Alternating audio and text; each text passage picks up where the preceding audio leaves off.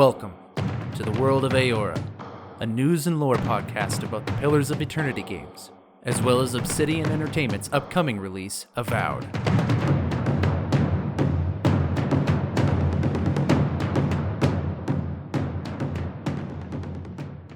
Hello everybody, and welcome to another episode of the World of Eora. I'm your host, Eric, aka Gingerina42.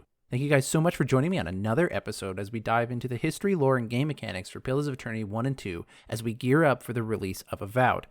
For those wondering why we pair Pillars of Eternity with Avowed, it's because they share the same fantasy setting known as Eora, developed over at Obsidian Entertainment. And that's why we'll be going through what we can find in Pillars of Eternity 1 and 2 just as a way to explore the world of Eora, but also to hype ourselves up as Avowed undergoes development. Now, as normal, there's not a lot of news regarding Pillars of Eternity or Avowed at the moment, so we're actually just going to dive straight into the lore. Today's topic, we're going to be discussing the setting for the second Pillars of Eternity game, known as the Deadfire Archipelago, named after all the sleeping volcanoes on this chain of islands in the southeastern quadrant of the Eoran world. That said, let's dive into today's lore. I'm curious, what exactly did you find there? So, the Deadfire Archipelago. It is a location within the world of Eora that's as vast as, say, a continent. It's actually a region on the planet itself. It stretches from the equator down south towards what you consider the South Pole, where the large area known as the White That Wends is, which essentially is Eora's version of Antarctica. The Deadfire Archipelago is one of the distant lands, is one of the classifications for it. It's essentially one of the newer frontiers in the world of Eora, at least during the times of the Pillars of Eternity games. It's one of those locations that there are definitely civilized creatures called Kith that live there, but it's kind of like a new frontier, like a Wild West kind of thing, except out in the middle of the ocean. As a result, it is one of the more chaotic and dangerous, exciting places to be within the world of Eora, especially for a game. Now, being all the way from the equator down close towards the southern pole of the world, we see a lot of different biomes and a myriad of climate types. It's a setting that is really suited well, I think, for game developers or any creative sort of person, because as an archipelago, it is a spattering of islands in an ocean area, and so you can have each island be its own little experiment with certain settings and certain mechanics that you want for the game, or a certain biome or a kind of environment that you want to play around with. And being so vast an area as well, it really gives you a lot of breadth as a developer and a creative person to see what you can kind of come up with. In the Pillars of Eternity 2 guidebook, in the very first pages, we have a little blurb called Introduction to the Deadfire. And I think this is a good place to start when kind of getting a flavor for what the Deadfire Archipelago is supposed to be like as a game setting. Jumping in about midway through this little blurb, it starts off by saying that there are places in Eora with deeper memories which cling to the past and tantalizingly invite anyone of adventuring spirit to explore. The chain of islands that compose the Deadfire Archipelago, so named for its hundreds of sleeping volcanoes, is such a place. So right there in the first sentence of the second paragraph, we are invited to this setting that is meant to be an exciting place with mysteries abound, and danger and adventure is there for you as well, right? So you can already kind of see this kind of game-esque quality to this setting as well. Like, this is something that adventurers go to. This is a place where you can have exciting stories for it, which make for a great game and a great world. Dense jungles may cloak all evidence of the Deadfire's ancient inhabitants, and the silence of long isolation may make tombs of their cities. But history is a lodestone that draws the curious and the ambitious alike. In this environment of discovery, nothing can stay hidden forever. And in this latter half of this paragraph, we are discussing how the Deadfire Archipelago has lots of ancient secrets to it. There are mysteries, and there are things to discover that have been long forgotten. And there are treasures abound for those who are wanting to seek their riches or, have the capacity to do so. A rich future can be had in the Deadfire. Some Kith call the islands home. Others look to uninhabited tracts of land to see destiny. More still survey the assets of the Deadfire and glimpse a wealthy prospect. No matter their country of origin, all Kith share an investment in the security and stability of the islands. When their motives intersect, hope turns to greed. Home becomes territory, and the history of culture and settlement quickly deteriorates into a cautionary tale of exploitation and conquest. The devastation of the past begins to stir in its long slumber, growing from a half-remembered truth to a seeming inevitability. And I think this just kind of discusses the chaotic nature that the Deadfire is in for the player character when you're playing the game. There are a lot of factions that are vying for power here, and they're vying for wealth and power. There's a lot of people and groups of people that come to the Deadfire Archipelago to make a name for themselves or to find a home for themselves. But we find that there's already people here who are making homes for themselves and are making names for themselves. But there's so much to discover and there's so much to come up against that there's invariably going to be a way for you to do it, assuming you actually have what it takes to do it.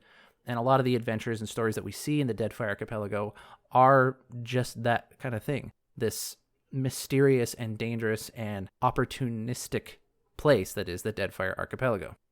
So the first chapter of this guidebook, and I'm not going to read this whole book guidebook for you, it's 122 pages long, and it would be a little long-winded to do so, but the first chapter of this book is called Features of Deadfire Archipelago. And the very first thing they want to talk about when they talk about features about the Deadfire Archipelago, thing that makes this setting different and unique and stand out, is Luminous Adra.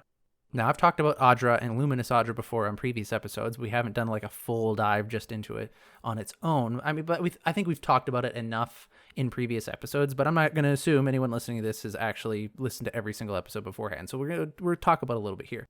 What Adra is it's a unique resource within the world of Eora that exists for this world. When Obsidian Entertainment were creating the world of Eora, this is one of the key flavors, one of the key ingredients that make the world what it is. Adra is this kind of crystalline structure. It's this crystalline resource and material.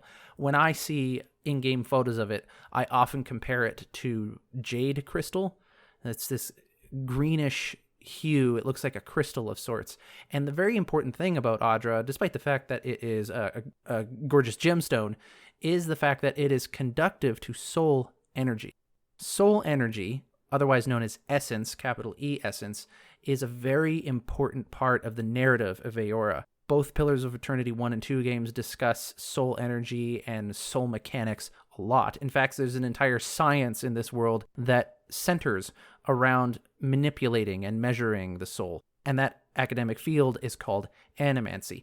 Adra is really important to the science of animancy, and it's really important to the soul mechanics of this world because it conducts this energy. Just like electricity would go through a copper wire, soul energy can go through and be contained within this naturally occurring substance known as Adra. So Adra is really important to this world's lore and to the narratives that happen within this world. When we played Pillars of Eternity 2 Deadfire, we are introduced to a kind of next level up version of Adra known as Luminous Adra. The first paragraph of this chapter starts off like this. It would be impossible to understand the Deadfire Archipelago without first understanding Luminous Adra, its mystery, its importance, and its value. Although there are numerous reasons for the world powers of Eora to make haste for the Deadfire, Luminous Adra has consistently proven to be the galvanizing force between these dramatic shifts in the cultural priorities.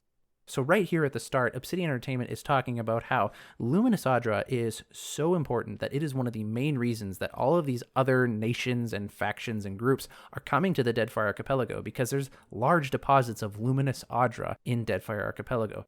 The thing that's important about Luminous Adra is it's the next step up in terms of Adra's capacity to conduct soul energy. And Adra is the driving force for the field of animancy and a lot of the technology that exists in this world. Adra is essentially kind of like Eora's equivalent to oil in a lot of senses, in that it is the highly sought after resource and it is used in so many things for the newest technologies that exist within the world. And so when people discover that not only is there large deposits of Adra in Deadfire Archipelago, but that it is a special kind of Adra that is more potent and more powerful and has a higher capacity for soul energy than regular Adra, people come in droves to make a name for themselves, to gain their wealth, and to establish a footing and become a superpower in the world.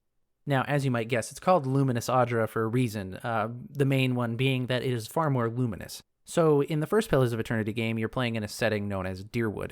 And when you're playing in the Deerwood, you see a lot of these pillars of Adra that are sticking up out of the ground. These large pillars that just kind of jut out of the ground like fingers. They are green, and they do have the capacity to conduct soul energy. But when you come to the Deadfire Archipelago, you notice that it's got a shimmering quality to it. It's a lot deeper and vibrant of a green to it. In fact, reading into the lore through this guidebook, apparently, as sailors are going across the ocean between islands in the Deadfire Archipelago, there are large veins of this Adra underneath the water that sailors can actually follow like a trail from one place to the other. It can be that bright and sometimes that close enough to the surface as well. In fact, this is what it's just described as at the bottom of this first page I was reading from. Luminous Adra, as it was later dubbed, gives off an ethereal light, which is thought to be a sign that the mineral houses incredibly dense concentrations of soul energy. A wagon load of traditional Adra, rare and precious though it may be, could not boast the same well of power contained in a mere shard of Luminous Adra. Until this property of Luminous Adra was studied, common understanding held that only Watchers, those are people who can peer through the veil of existence, could perceive the energy of a soul. Luminous Adra permitted common kith a glimpse of the forces normally beyond their perception. Right there, we get the reason for why Luminous Adra is so important and so sought after.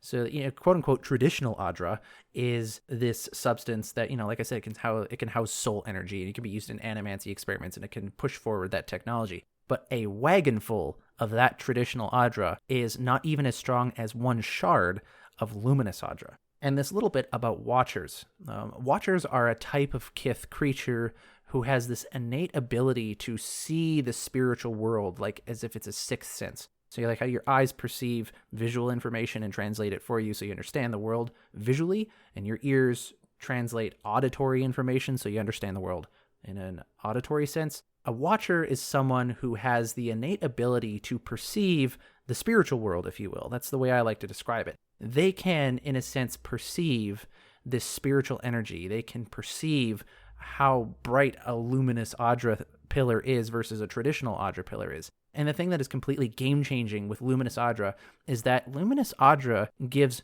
non-Watcher people the ability to, in some senses, perceive the world like a Watcher would. It completely opens the game up. Because in the past, when you are completing animancy experiments, when you're playing around with the souls of other kith creatures, you really have to rely on a resident Watcher to be present and giving you a lot of honest and objective observations about what's happening in your scientific experiments. But with Luminous Adra, there's a lot more leeway for people who aren't Watchers to be able to perceive the data, to be able to perceive what's actually going on. I don't know how it works actually, like on the ground. Like I haven't seen in-game how a non-Watcher person can see the same thing, but it bridges that gap a lot more, and it opens up for a lot more people to get into the science of animancy and perform experiments. And actually, if you play through Pillars of Eternity 2, you actually get to partake in some of those experimentations if you're looking around for side quests. But the more important thing about Luminous Adra when it comes to the setting for Deadfire Archipelago is the fact that this is so sought after that the Deadfire Archipelago is being heavily colonized by a lot of other groups of people. Up to the point of Pillars of Eternity 2, or I guess a little before that in history, the local residents of Deadfire Archipelago were either the Huana culture, which is a varied group of tribal cultures on separate islands of Amauans, specifically island Amauans, Amauans being one of the kith races that exist in this world. And so it's a bunch of tribal cultures that exist on these islands. Another culture or society that exists in the Deadfire Archipelago commonly are the Nasitak, which are a group of boreal dwarves that exist further south towards where the White That Wends is, which is kind of the southern polar ice caps down there. Those are the two main cultures that exist in Deadfire Archipelago. However, by the time of the second Pillars of Eternity game, we see the introduction of the Valian Republics and the Rauatai really getting their foot in the door in the Deadfire Archipelago, as well as a sort of Valian-esque rebel or a splinter society known as the Principi Sen Petrena, which have a deeper history than what I just gave you. You just trust me on that for now. So there are a lot of factions vying for power in the Deadfire Archipelago right now, especially with Luminous Adra becoming more in focus. And that's one of the important ingredients that make Deadfire Archipelago a great setting to play a game in, because you have all these different voices and all these different cultures and viewpoints and characters to interact with in the world. It's not just one character going out and interacting with the single society of the Huana, who are an interesting society, I might add. But there's more to it than that. You also have to go against the Royal Deadfire Company, which is a Rawatayan-based company who are trying to establish themselves in the main city, Nekataka, that you can go to when you play the game. Or you have to interact with the Valian Republics, who are trying to fast forward their merchant companies here by exploiting Luminous Adra.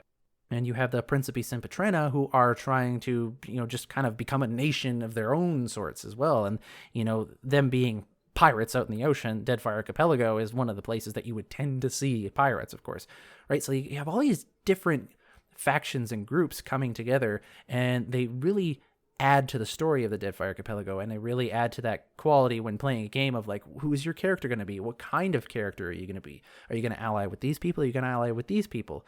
And if you are you going to go along with the things that they are doing in the Deadfire Archipelago? What kind of decisions are you going to make as a player character in this world? Moving on from Luminous Adra and it being kind of an attractive force of all these different factions for the Deadfire Archipelago, let's move on to the geography of the Deadfire Archipelago so you can understand kind of like what is this location that people are actually flocking to in this game. On page 12 of this guidebook, we get to geography of the Deadfire, and it starts off saying, the Deadfire Archipelago spans the length of Eora's southern hemisphere and is composed of untold thousands of islands. Many of its landmasses are either uncharted or beyond the reach of traditional craft. Their inaccessibility is most often attributed to treacherous waters, labyrinthian volcanic crags, hostile creatures, violent storms, and other environmental challenges. This becomes very true when you go to play the game. There are locations in the game that you can just not get to, or are very difficult to get to, and is for any one of these reasons. Treacherous waters. For example, when you are sailing your ship in Deadfire Archipelago in the game, you can actually encounter storms on the ocean. They are encounters on their own that you have to survive, and they affect the morale of your crew. Labyrinthian volcanic crags. There are locations in Deadfire where it's not simply you get an island, you walk across the island, you explore it, poof, you get off the island, you're done. You have to try to figure out, okay, how do I get to the island that's over here that appears to be locked in the middle of another set of islands? How can I navigate with my boat to get there, etc., etc. Hostile creatures. The Deadfire Archipelago is filled to the brim with monsters that want to kill you. In fact, there are a few books that you can read in-game, about 5, I believe, particular mega bosses that come from Obsidian just wanting to make really cool bosses for you to fight. But there are 5 particular bosses that want to kill you in this game, and there are a myriad of other creatures out there that you can encounter. It being a frontier, untamed land, there's a lot of local wildlife that people haven't learned how to navigate safely yet, or to domesticate, or find ways around, or defeat reliably, right? So a lot of that is out there if you're going to be exploring the world. Violent storms and other environmental challenges. There's an entire section on the planet of Eora. I've gone through this on previous episodes of the World of Eora that are just inaccessible. There are massive portions of this entire world that have been unexplored simply because the oceanic storms in that area are so severe, no one has been able to cross them yet. The ancient Huana, who settled in the Deadfire millennia ago, once charted the islands in terms of their relations to each other. Modern cartographers speculate that this was for the benefit of sailors of ships lost in the Labyrinthian Straits. It took a deep memory to recall the multitudes of landmasses and how they figured together, but the sailors of old were practiced to such a degree that they could reorient a lost vessel and chart a new bearing in good time without the aid of instruments. As that's the thing, if you're sailing around this smattering of islands in this middle of the ocean, is that if you're not familiar with the area, it could be pretty hard to navigate through the islands. Like, is this island over here? Or I thought it was a little further north. I can't remember anymore. And now you're backwards and you don't really have any reliable maps because, again, this is the new Wild West, I guess Wild East, and it is a new frontier. So there's not a lot of reliable information. So you're trying to remember what island is where and how to get from A to B, but there's these islands everywhere and you're constantly having to navigate around these islands. And then you find out, oh shoot, I was supposed to go the other direction when I went around that island beforehand, so now I got to backtrack, or I don't have enough supplies to make the trip, so we got to get on this island, get more supplies if there is any here, and then backtrack or find a new way around, right? So all these islands make for quite the maze if you are not already familiar with the area. In regards to the climates and the biomes in the Deadfire, we are told that the climate conditions in the Deadfire are varied, owing to a large part to the vast ocean across which the archipelago stretches. Again, we've mentioned that it stretches all the way from the equator and down the southern hemisphere. Equatorial islands on the northmost tip are largely composed of tropical and subtropical climates. That's nothing surprising. These areas are not only more densely populated and frequented, but also situated in proximity to each other, making for favorable trading routes and an uncomplicated travel between major islands. So this is kind of the area that is a little more well known. I guess this would be the hub that exploration would come from, that would kind of expand outwards from that location, is these more northern tropical islands and climates. Farther to the south, arid steppes dominate some of the largest land masses in the Deadfire, followed by regions of polar tundra as the archipelago stretches downward towards Nasitak, which is one of the cultures I had talked about of boreal dwarves. It would not strain credulity to find icebergs, even inhabited ones, drifting along the waters closest to the southern pole. And in fact, if you play the second Pillars of Eternity game, you can find an inhabited iceberg. Diverse arrays of creatures find these climates habitable. Aquatic dragons hunt the deep ocean and nest in sea caves, while their fiery cousins roost in the depths of volcanoes. I talked about this in the last episode when we were discussing dragons, that in the Deadfire Archipelago, you typically have these two main dragons that are talked about. These sea dragons, which are these serpentine dragon creatures that are under the water, and that's basically where they live. They don't actually live there. They can live above the water, but they spend a lot of time underneath it. And so they're just navigating the seas, sometimes attacking different vessels and ships that are above the waters, or sometimes making their home in these underwater sea caves and taking down Leviathan-sized beasts underwater, right? And then you have the counter to them, these magma dragons that are living in these active volcanoes that are still around in the Deadfire Archipelago, and that's where these other types of dragons are living. Along with dragons, we have other groups of creatures. The intelligent Naga form the tribal clusters in the desert plains and rocky atolls. The Naga are these species of large, intelligent, reptile-esque creatures. They're kind of like half snake, half man kind of thing. Like they have a upper body torso, and they have two arms sticking out, and they have a head that looks like a snake's head, and the bottom half of their bodies looks reptilian, like that of a snake. So they have some reptilian and some humanoid characteristics, and we see them a lot in the Deadfire Archipelago. And you can actually have some very interesting interactions with this group of creature if you don't just kill them on sight, that is. And so we have dragons, we have intelligent Naga tribes, and we even have ravenous undead that make do in these regions. The more intelligent of these undead variety keep to cooler climates to preserve their degrading bodies. As we've talked about, I think, in previous episodes, the undead exist in this fantasy world. Like in most fantasy worlds, there's always the undead. The zombies walking around, skeletons that can talk, vampires, and blah, blah, blah, blah, blah. They exist in Eora as well. There's a lot of cool lore behind why they exist, which I'm not going to go into here because we're talking about the Deadfire. But there is actually varying degrees of intelligence with some of these undead creatures. And the little more intellectual ones will know that if they stay in a cooler location, the body that they're currently using will degrade slower, so they can make more use of it. Because unfortunately for all the undead that are wandering around in this world, they are slowly degrading down to the point where they just become a skeleton. Now, that is just an introduction to the depth of knowledge and lore that is the Deadfire Archipelago. And I could continue going on looking at all those like little niche things for a long time here, but the episode can go on for so long, and there might be other things to talk about. For example, we could do an episode on just the history of the Deadfire. We can do an episode on looking at the cultures of the Deadfire, or the new factions, or the new colonies, or the unique creatures that we have out there. So I'm gonna get pretty close to ending here, but I do want to take an in-game book called Monsters of the Deadfire Archipelago, just to give you a little bit more flavor on the deathly creatures that exist here that want to tear you to pieces, so you get an idea of what it is you're up against as you explore the Deadfire Archipelago. So this Monsters of the Deadfire Archipelago is a lore book that you can get in-game, whether you're just looting around, you can kind of find it, and it talks about several unique creatures that you see in the Deadfire Archipelago, and it gives a little description of such.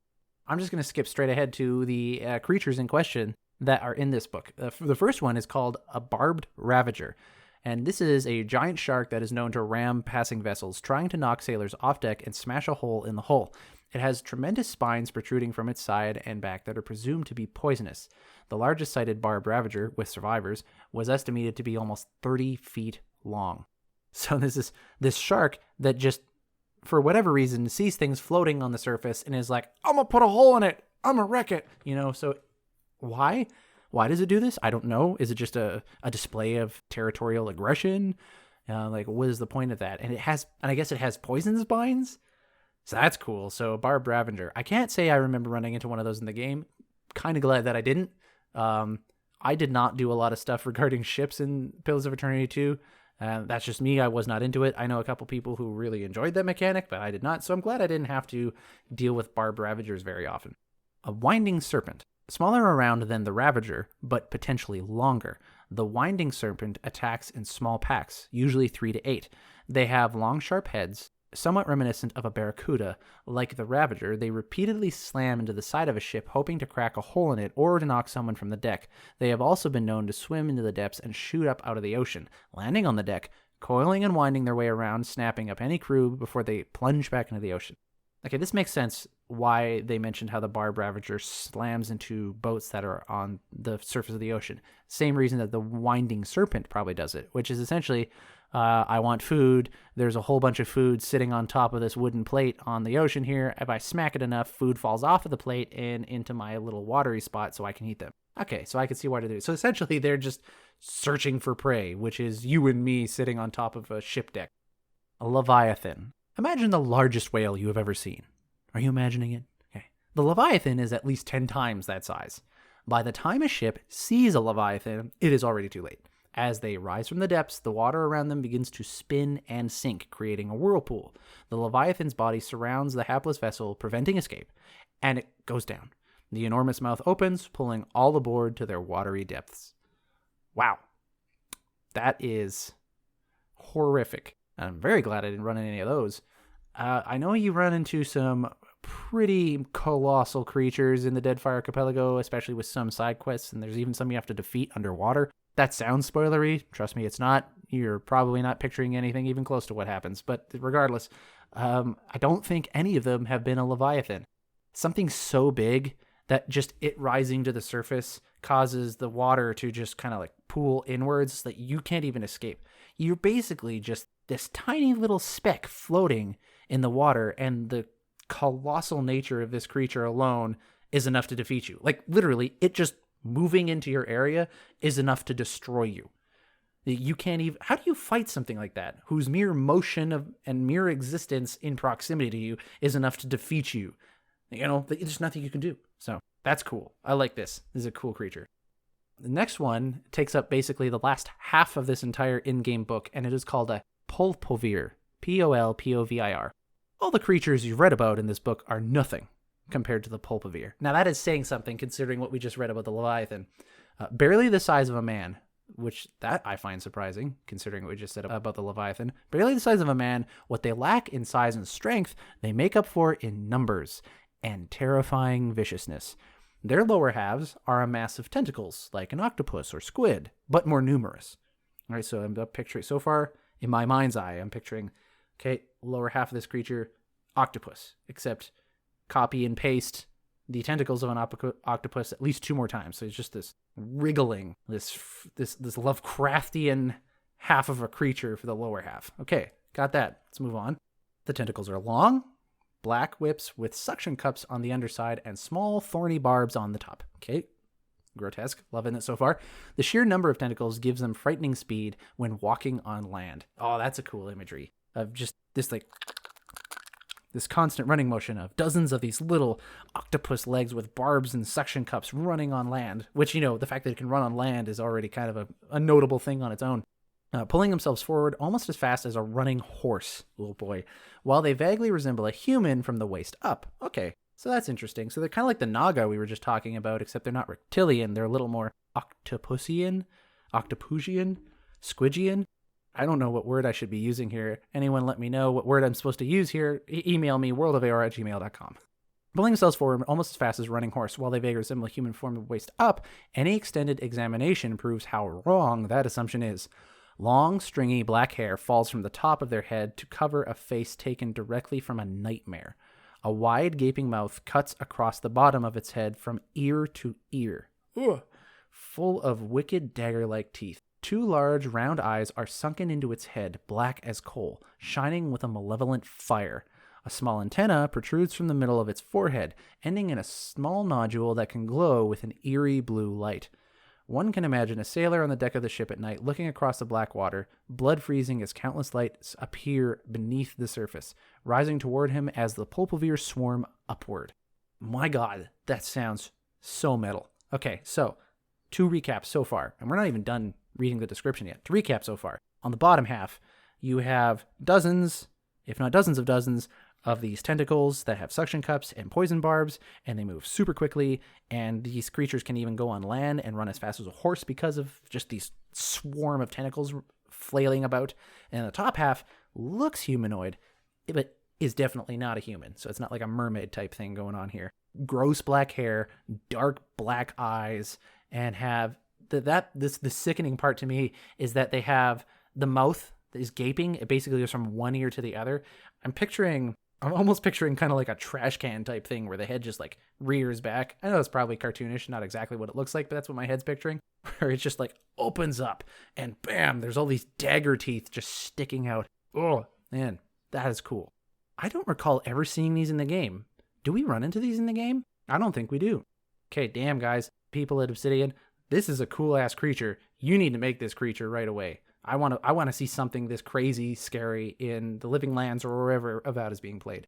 I don't know if I want to see a creature like that running at me in first person, though. I don't know. We'll see. We'll see if I regret what I wish for. And then that last part with the small antenna protruding from its head, so it's got like that anglerfish vibe as well. Oh, this is a gross, heavy metal creature.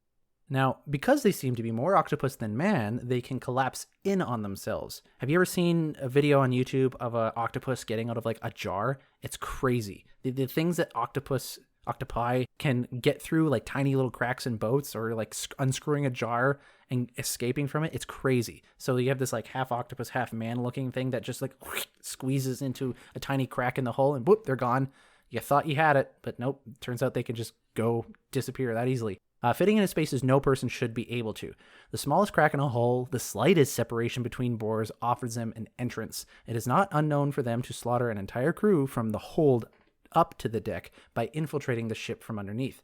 Fortunately, they do not seem to have spread too far outside of the archipelago, but there may come a day when pulpoveer attacks become commonplace. I'm actually reading that kind of upset that I don't see more of that. Like, not because I want my character to die 1,000 times over and over again, which very likely would happen, but because, like, damn, man, that is cool. That is a cool creature that Obsidian has made. Like, think of that. This is one thing I love about Obsidian, is that they write this cool lore for these awesome creatures, and they put it in the game for you to read about, but they don't actually make the creature for whatever reason. And I trust their decision-making. Maybe it was just something that's like, well, we're not going to use it that often. It takes away from the overall story we're trying to tell with this game, et cetera, et cetera, et cetera. But yeah, that's cool. The fact that they put that work in to creating this official lore that they don't actually put into the game as an asset or as an interactable thing. I know some people might not like that because they would say, oh, I want to see these things, but now I don't, and it upsets me.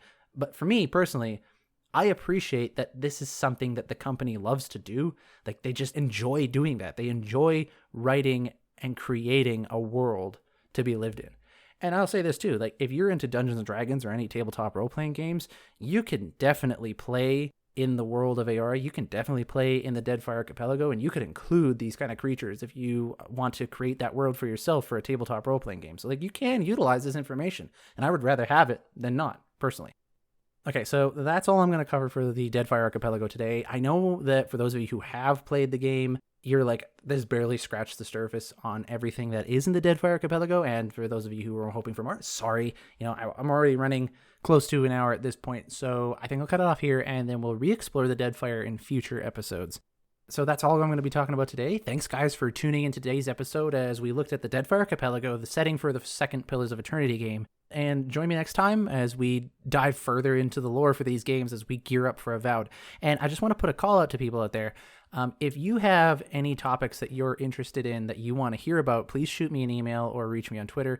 My email is worldofeora@gmail.com, and the Twitter is @worldofeora.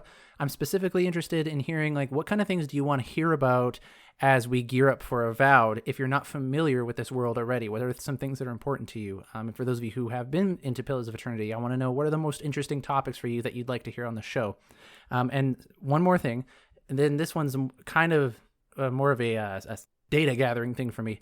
I'd like to know what your experience is are with the World of Eora universe. Like, are the people listening to the show, how into Pillars of Eternity are you? Or is it something you haven't really touched a lot? Or is it something you're not really into? Or is it something you are into but you haven't played much? Like, I'm really interested in hearing, not only so I know the demographic of the show a little bit better, based off of the several conversations I've already had, but I'm also interested in knowing kind of how to cater the content towards everybody. So, and lastly, more importantly, I just like to have conversations about this super nerdy, geeky stuff. So if anyone out there, if you've been playing Pillars of Eternity or you haven't, and you're just waiting for Avowed, I want to know, like, where is everyone at? What's your experiences with the World of Eora and the games that they're in, and how has this podcast been a part of that? So that's just something I would like for anyone who's listening to this. If you have a moment, send me a quick message via email at worldofeora@gmail.com or a quick message on Twitter at worldofeora.